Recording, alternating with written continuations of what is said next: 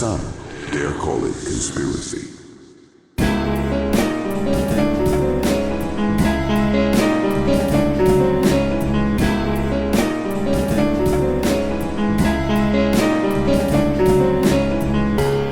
Welcome to the Some Dare Call It Conspiracy podcast, hosted by Brent Lee and Neil Sanders. After nearly 20 years exploring the world of conspiracy culture, we are taking our guests and listeners on a guided tour of the rabbit hole. Our mission? To discover where the truth lies. Hey initiates! Today, we continue our deep dive tour of one rabbit hole known as the Paul is dead theory. Did Paul McCartney die in a car crash in 1966? And was he replaced by session musician and producer William Shepard, as some have alleged? Let's see. Chapter 12. Shakespeare. Another extraordinary William was one source from which we gleaned lines to make hidden death clues. I pinched a line from him for "with a little help from my friends. Lend me your ears." You likely knew that those same words came from the play Julius Caesar. My intent into alluding to this speech was to set the Sgt. Pepper's scene. Have you ever considered the context? It's Mark Antony standing over Caesar's corpse, speaking words most appropriate for the burial, a funeral oration. And that's why this new persona, Billy Shears, when he is first revealed, says, "Lend me your ears and I'll sing you a song." As shocked Romans gather for Caesar, as each of the Peppers' mass gather for Paul, we hear, "Friends, Roman, countrymen, lend me your ears." And then there's a twist. Inserting Paul's name where Shakespeare penned Caesar, Antony continues, "I came to bury Paul, not to praise him. The evil that men do lives after them. The good is often interred with their bones. So let it be with Paul." In Shakespeare's work, Antony intentionally speaks negatively enough of Caesar to trigger a strong resistance to such negativity, prompting a revolt. If I were to speak negatively of Paul, saying that he was a Satan worshipper, most of you would also angrily resist this. Going too far in any direction provokes others to push back. And that is what Antony intended for Caesar. So let it be with Paul. Imagine the resistance you might feel if I wrote, "That evil that Paul did still lives on. The good that he did is interred with his bones." You may ask, what lives on? And what did Paul take to his grave? And then, what was evil or good about each? So he's reminding us, which we seem to have forgotten, was that the Beatles are all Satan worshippers. And that's possibly why he's like so sort of like cool and down with this fact that he's going to die and, you know, just getting on with that shit. But anyway, there are other books, apparently. There are other songs which, on a second look, are clearly all about the death of Paul, such as "I Am the Walrus." The book explains. Another contribution by Billy Shakespeare is a scene from King Lear. An excerpt was included to underpin the death message of the song "I Am the Walrus."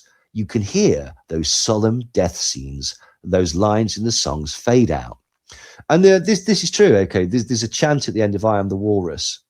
And it includes lines from King Lear that were actually taken from a BBC radio production of King Lear. The words used are "Oh, untimely death, and I know thee well." But that's not everything that was included in this particular chant. For example, and I don't know what the occultic significance of this actually is, but they hired professional singers to chant "Umpah, umpah, stick it up your jumper," which apparently is a reference to the 1930s duo, the Two Leslies, but it's very clearly a reference to Aleister Crowley in some way.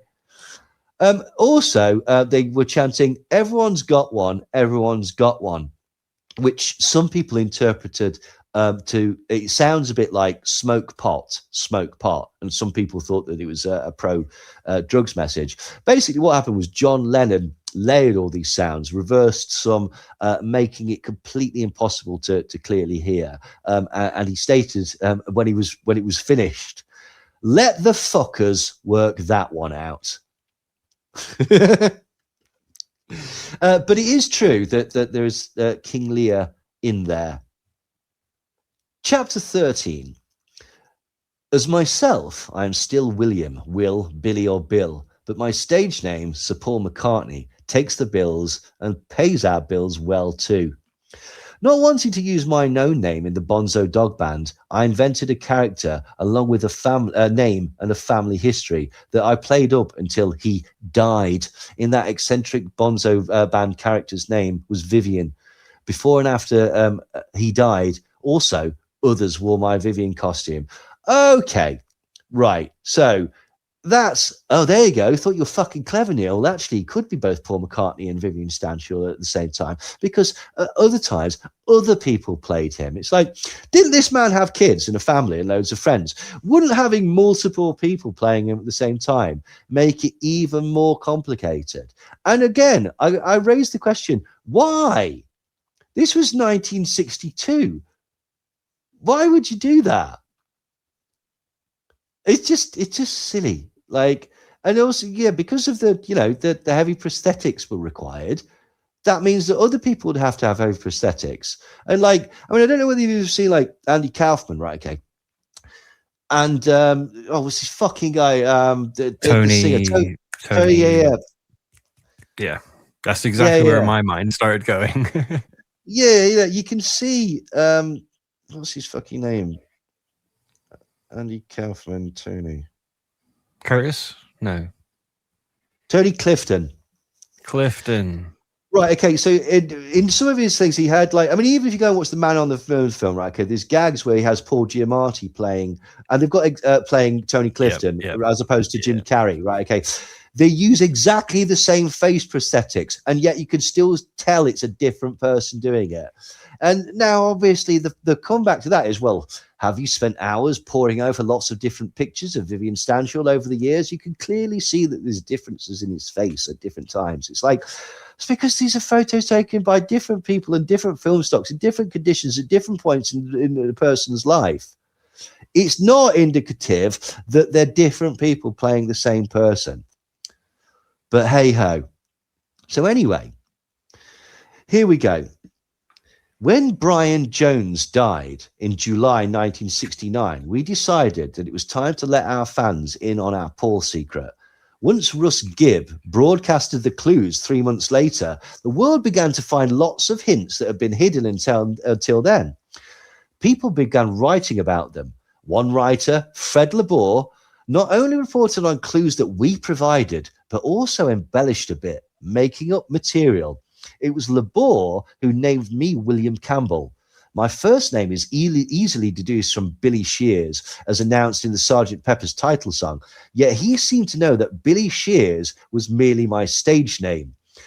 I meant it to sound like Billy's here. Yeah?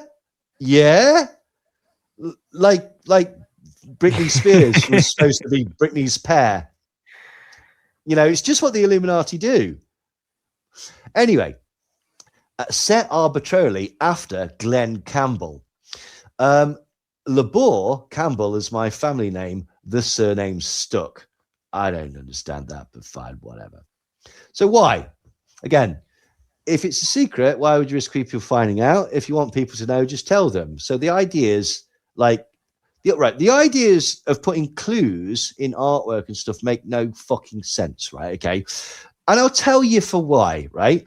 Oh, we can't just go out there and tell people because the Illuminati will be really pissed off. If these clues that are put in the artwork are so easy to be interpreted by the public, who, you must remember, had no idea that Paul McCartney was dead, and yet they were still able to figure out that not only was he killed, but replaced, wouldn't these clues be really obvious to the people that actually had a working knowledge of everything that actually happened? Like, they knew about the accident, right? Also, it doesn't matter if they work it out through the clues or they work it out by you telling them. Let's just say they work it out by the clues. They're going to go, well, hang on, you fucking put clues in the fucking albums. We're not happy with you now. They'll find out anyway, which is why it doesn't make sense of the whole, we'll just drip feed this out by putting it out as self-published on Amazon. But it's definitely the real Paul McCartney. Well, actually, it's not definitely the real Paul McCartney, but you know what I mean. It's very confusing. So anyway, it's stupid. So anyway, who are these people that he's talking about? Now, this is where Paul McCartney's Dead started. Russ Gibb was a Detroit disc jockey known as Uncle Russ, and he is most famous and most recognized for catalyzing the Paul is Dead urban legend. And this started on October the 12th, 1969. So during his shift on Detroit's WKNR-FM, Gibb received a phone call from a listener identified only as Tom. The caller claimed that Paul McCartney had died in a 1966 car crash and had been replaced by a lookalike named William Campbell. So, how did this guy, Tom, know that Paul McCartney was dead and been replaced? Well, he said that if you get Revolution 9 from the White Album and you play it backwards, it reveals the phrase, "Turn me on, dead man." And Gibbs' explanation of this basically said that this is a hint. This is a hint that Paul is dead. "Turn me on, dead man," hidden as a backmasking, is very clearly an indication that, that's the first thing that goes to my mind. "Turn me on, dead man." Paul McCartney was obviously killed in a car crash and replaced. It's only logical. Anyway, further evidence is the line, "I buried Paul," which is in Strawberry Fields Forever. Now, some people would say that it was actually John Lennon saying cranberry sauce, but they're people that have been taken in by the Illuminati, clearly. At the end of "I'm So Tired," John Lennon mutters some gibberish, and this is played, when it's played backwards, some fans heard the phrase, "Paul is dead, man. Miss him, miss him, miss him." So, off the back of that's it. That's literally where the fucking entire theory came from. Some guy phoned up a radio station and said, "I reckon Paul McCartney's dead." "Why do you think Paul McCartney's dead?" "Well, I've been playing records backwards, and there's 3 or 4 really like oblique phrases that I think give rise to, or give hints towards this massive plot of a death and then replacement by a body double." You could have stopped there as well and just be like, "Oh, I think it sounds like he's dead and been replaced," but you're also now saying it was a car crash and inventing other parts. Well, that part of it comes later, because obviously once people have got this idea that Paul is dead, then they're looking for these clues. Now, I'd like to point out at this point that there's no actual evidence that Paul is dead. There are just clues. There are just clues that show that he's dead. But all of these clues rely on the understanding that Paul is definitely dead, although there's no actual evidence to suggest or show that Paul is dead. Just the retroactive clues that you're supposed to sort of backwards paste onto reality. And this is what happened with Fred LeBour. Fred LeBour was a student at the University of Michigan, and he wrote a satirical article called "McCartney Dead, New Evidence Brought to Light." And this was for the Michigan Daily. And who knows, Fred LeBour could be Tom, because I don't think it was ever really discovered who the guy that phoned in the WKNR-FM was. It was just some guy. Anyway, Fred LeBour wrote this article, "McCartney Dead, New Evidence Brought to Life," for the Michigan Daily, and he invented loads of the really famous clues, such as Paul McCartney's wearing a patch on his arm that apparently says OPD, which obviously is officially pronounced dead. Hold on. Hold on. Yes. Who is the author of the Billy Shears book, the Billy's Back book? Tom. Oh, he's done that on purpose, mate. Maybe, I don't know. Or maybe that is the guy that, but it all hangs together. Maybe that's why Paul McCartney or Billy approached him on the beach, because he knew that he was the Tom from Detroit. That makes as much sense as any of the rest of this shit. So, anyway, the thing about Fred LeBour, though, is that basically he recanted everything that he said in the very year that he actually came up with it, because in the sort of latter part of 1969, he was to take part in a television show that was, I think it was recorded in New York on RKO television. And it was a mock trial with celebrity attorney F. Lee Bailey, who's been connected to all sorts of serial killers and stuff like that. And basically, he was supposed to be the defense, and Fred LeBour was supposed to be the prosecution, explaining why he thought that Paul McCartney was dead.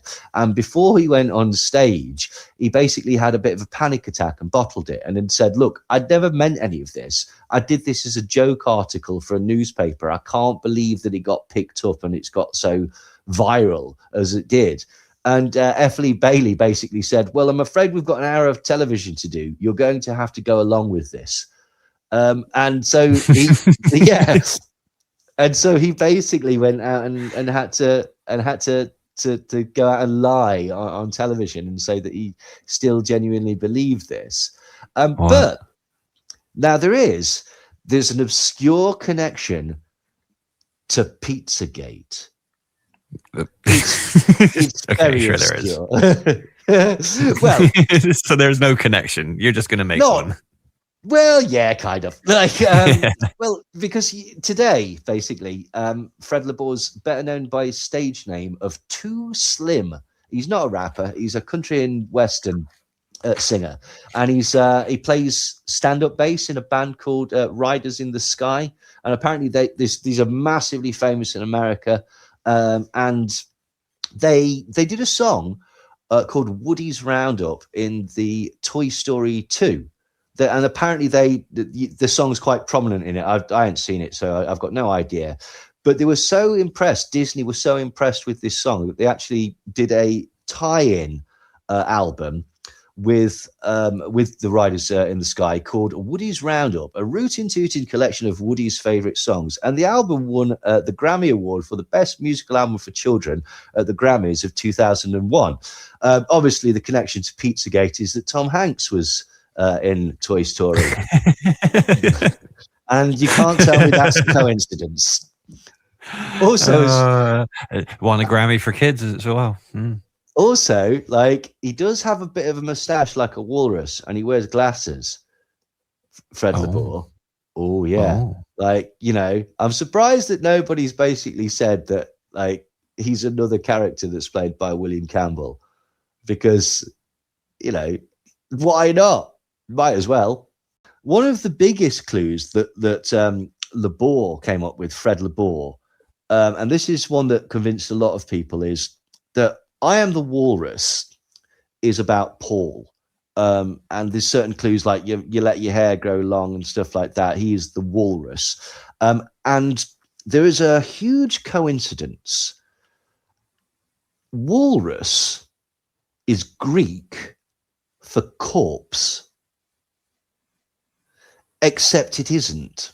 I hate you when you do this. This was one of the main things. Like, he told people that walrus was is Greek for corpse or death sometimes, and it's not even close. Walrus is a Scandinavian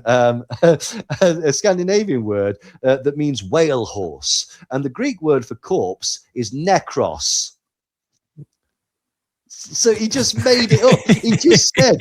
He literally just said fucking, he also said in his original essay, not only is walrus the Greek for death, but the walrus is a folk symbol of death in the Viking and Eskimo cultures, which is also completely made up. But that is still part of the Paul is dead mythology. So Fred LeBour also popularized the interpretations of Abbey Road. On the Abbey Road cover, they're walking with their legs sort of in a triangular way.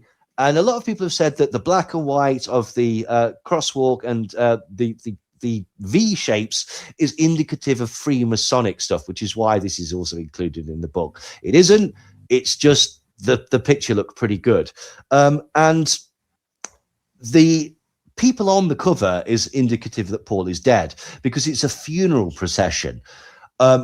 Obviously, Sergeant Pepper's looks like a funeral, and Abbey Road is a funeral as well. John Lennon is the priest. Ringo Starr is the undertaker. Paul is barefoot because he's a corpse, apparently. Having no socks and shoes on. I think it might be a reference to the, don't let me die with my boots on, the whole cowboy thing.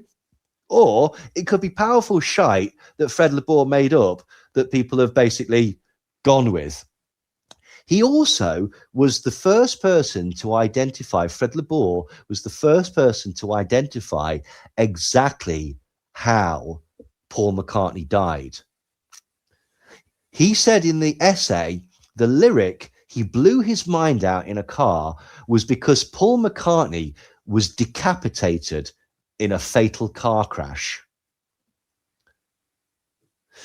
He also came up with others, like, for example, on Abbey Road, on the cover, there's a Volkswagen, which there's the license plate is LMW 28IF, which theorists claim signifies that Paul McCartney would have been 28 if he were alive. Which doesn't really track exactly, but it's close enough, for fuck's sake. So LeBour encouraged others to look for clues, even though he'd already basically admitted that he made the whole thing up. And this is why people started to look at Sgt. Pepper. And the album features this new band member named Billy Shears, supposedly the replacement's name. Now, if you place a mirror on the bass drum over Lonely Hearts, the text supposedly reveals the message, the number one, the word one, IX, he, diamond, die. And this is pointing towards Paul. And so the idea within conspiracy circles is that in occult practice, and this is sometimes the explanation for the clues, essentially, that because they're pulling a massive fraud on people, they have to tell you. So we've discussed this before. There's an idea within conspiracy circles that in occult practice, you have to get consent to cast spells and show what you're doing. And this is called revelation of the method. And the suggestion is that basically all of these are a revelation of the method. Basically, this means that the Beatles or the forces allegedly controlling them, like the intelligence agencies or secret societies or Satanists, deliberately planted these clues, which does somewhat go against the idea of Billy doing it, but never mind. They did this to reveal the truth in plain sight, believing that the public was too apathetic or naive to act on it. And then the act of not challenging these clues is interpreted as the public's passive consent to the cover-up.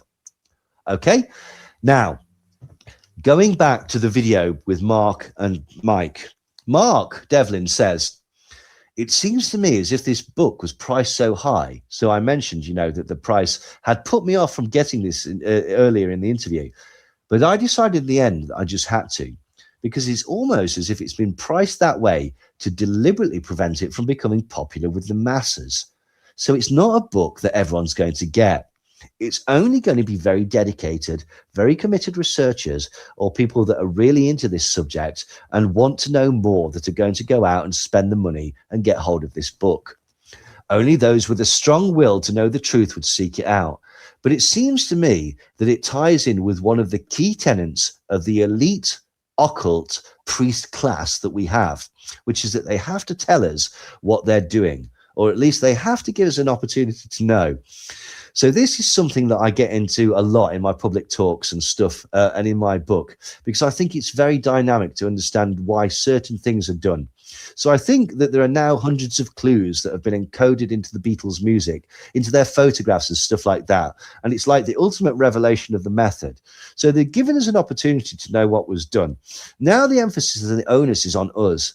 It's a question of whether we've got the will to discover it or not. But they've not done that. But they've done their bit. They've given us the chance to know. They've revealed it. And I think this book ties in with that tenet and is a central part of that whole thing. So what do you think? Do you think like that makes sense, that this is revelation of the method? Well, no. No, not entirely. Now, I once took a friend to see Mark Devlin do a talk. We may cut this because it's like, and we almost got kicked out because my friend absolutely just pissed himself uncontrollably at the start of the talk, because Mark came out, and I'm sorry, Mark, but he came out and said, now a lot of people who go to talks want things like facts, proof, evidence. Sorry, Mark. This isn't going to be one of those talks. And my friend absolutely pissed himself, and people were very annoyed. Chris. It wasn't Chris. It wasn't true. However, I digress. Revelation of the method. So I went and had a look, right? Okay, because we were like, we didn't figure out where the bloody hell this came from. Well, it turned out that I actually had the book in my possession where it pretty much came from. So the concept of revelation of the method was coined in the 1970s by conspiracy researcher James Shelby Downard, who derived it from his interpretations of Rosicrucian and alchemical manuscripts, as well as Masonic symbolism. So where this came from, the very first time revelation of the method was mentioned was around the JFK assassination. You see, James Shelby Downard, along with a man called Michael Hoffman, wrote an essay called King Kill 33rd Degree. And basically he describes the JFK assassination as a ritualistic sacrifice. Yep. Linking it to Masonic principles, basically saying that it was on the 33rd parallel and stuff like that. And basically he said that, and Dealey Plaza looks like a pyramid triangle, moved, and he was murdered right there in that spot. This is in David Icke's Secret Rulers of the World, or whatever it's called, The Biggest Secret. Oh, is it? Oh, yes, it is. Yes. God, that man's not got a fucking original idea in his head, has he? Nope. Like literally, no. Anyway, so Mixmaster Ike.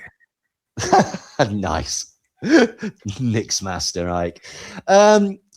Anyway, so in this essay, King Kill 33, he doesn't say revelation method. It says the alchemical principle of making manifest all that is hidden, which is a process of gradually exposing hidden acts or truths to process and control society psychologically. So the essay proposes that the JFK assassination was a large-scale Masonic ritual known as the killing of the king, and it relies heavily on synchromysticism, a belief system that links historical events through occult symbolism, numerology, and geographical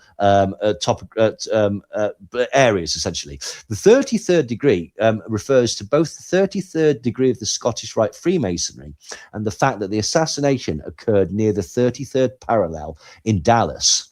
And this was first came out in a book, a magazine called Apocalypse Culture that Adam Parfrey put out in 1987. Adam Parfrey was a conspiracy theorist. Anyway, Hoffman, who was Downard's protege, popularized the term further in his 1989 book, Apocalypse Culture, and then again in his 1995 book, Secret Societies and Psychological Warfare, framing it as a form of advanced mind control and civic magic used by the cryptocracy, which are the elite occult controllers. That's the book that talks about the golem, the baby that was born out of the star child that was born out of the what was the L. Ron Hubbard thing that they did in the desert with Marjorie Cameron to bring about a star child. Apparently that star Moonchild. Yes, that's him. Sorry. Yeah, absolutely. That one. Apparently, according to this book, the child survived and was put in a capsule, which was put next to the very first nuclear bomb test in order to, I don't know, turn the kid into Godzilla or the Incredible Hulk or some shit. It's fanciful nonsense, but this is the book that we're talking about.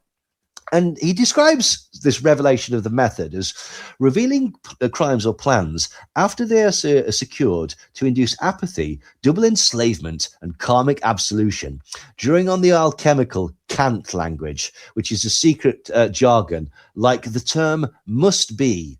No direct... right, so this is a problem, right, okay. He says that he's got this from Rosicrucian and occult sources. He says that like he's looking at works by Paracelsus and John Dee and Rosicrucian manifestos such as Fama Fraternitatis or The Chemical Wedding. And also he says that basically this is where he's got it, but there's no primary occult source that he's ever actually produced for this. It's very strange. Like he also says that it's in Kabbalah, Hermeticism, and Freemasonic rituals, but there's absolutely no evidence that this is a thing other than his say so. It's completely made up. He's absolutely made it up and then attributed it to all sorts of different sort of ways of thinking, say Kabbalah, Freemasons, Rosicrucians. It's bullshit. Basically, John Shelby Down has said, this method and process of Masonic machinations is summed up in the principle of making manifest all that is hidden, which is to seal for all time the allegedly irresistible force of the eternal pagan psychodrama. Then Michael Hoffman in an Apocalypse Culture wrote, in the brilliant wordplay of the mythical Masonic figure Dr. Syntax, we come into the current unfoldment, which must be the alchemical Celt language, so term. Mr. Downward has translated this as the revelation of the method. This alludes to the process wherein murderous deeds and their hair-raising conspiracies involving wars, revolutions, decapitations, secret archaeo-astronomic deity cult worship, and every manner of horror show are buried beneath a cloak of secrecy, and when finally accomplished and secured, slowly revealed to the unsuspecting populace who watch, deeply frozen, as the hidden history is unveiled in the circulation of manuscripts, the revelation of the method is accomplished. Downard is acutely aware that he is exposing the conspirators. He is probably serving their final dictum in their alchemical formula.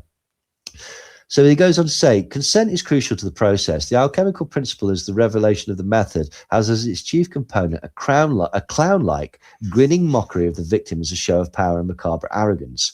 When this is performed in a veiled manner, accomplished by certain occult signs and symbolic words, and elicits no meaningful response of opposition or resistance from the target, it is one of the most efficacious techniques of psychological warfare and mind rape. This ceremonial nose thumbing, this perverse jesting and clowning is taken to the highest level of intensity by the truth or consequence principle, which ultimately hinges upon the issue of consent. It is one thing for the media, the police, the judiciary, and the killers themselves to commit terrible acts without our knowledge or consent. It is quite another matter, with grave repercussions in the realm of psychodrama, public ritual, and advanced mind control, when these crimes are committed with our consent. And it is the ancient rule of both the moral and common law that silence connotes consent. Silence and the lack of meaningful actions constitutes consent in the face of these crimes. And that's taken from Psychological Warfare and Secret Societies by Michael Hoffman. And I'd just like to make it absolutely clear that no one at Some Dare Conspiracy thinks that silence connotes consent. That gets you into incredibly dodgy areas. He continues, the related phrase, making manifest all that is hidden, appears almost exclusively in modern conspiracy literature tied to Downard and Hoffman, often attributed to Freemasonry, but without verifiable citations to original Masonic documents or degrees. While the idea echoes broader occult themes like hidden in plain sight, or karmic disclosure for magical efficacy, or alchemical transmutation, which is revealing the inner to achieve transformation, it seems to be a modern synthesis completely created out of whole cloth by these two conspiracy theorists rather than a quoted or established doctrine from ancient or medieval occult sources. So the entire concept of the revelation of the method, there is a source to it, but it's completely made up. There are no primary sources to it. These two guys just made it up one day. Like, crazy. Absolutely crazy. Hey, thanks for listening to Some Dare Call It Conspiracy with Brent Lee and Neil Sanders. Join us next week for the next installment of our Paul is Dead deep dive series. If you'd like to skip ahead and hear all 14 episodes of the series right now, please consider joining us at www.patreon.com/somedarecallitconspiracy, where you can also listen to over 20 unreleased episodes of our now Patreon exclusive series, The World According to Some, aka Twats. Until next time.